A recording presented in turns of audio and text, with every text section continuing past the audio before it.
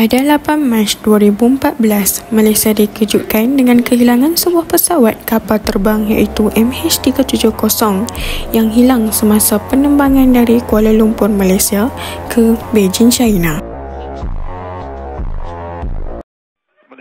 Sehingga kini, pesawat malang tersebut masih belum dijumpai dan masih menjadi tanda tanya. Falsafah yang terkait dalam video ini adalah epistemologi, falsafah yang dapat membuktikan bahawa sumber pengetahuan adakah maklumat yang datang dari panca indera, laporan, media, pakar atau kabar angin. Tragedi ini masih terngiang-ngiang dalam ingatan. Di sini, kita tahu bahawa acknowledge as justify true belief dapat menegakkan bahawa kepercayaan kita mestilah disokong dengan bukti yang kukuh.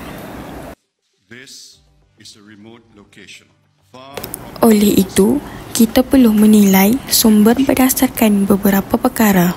Contohnya, adakah maklumat datang daripada pihak atasan? Dalam isu MH370, banyak cerita dan teori yang tersebar, tetapi tidak semuanya boleh diterima sebagai pengetahuan.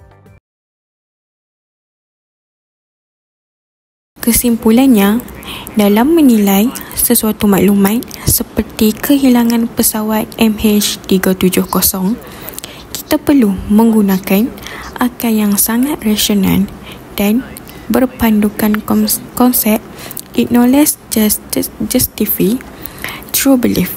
Hanya maklumat yang sahih dan kukuh dapat disahkan oleh sumber yang sahih dan disokong dengan alasan yang sangat logik.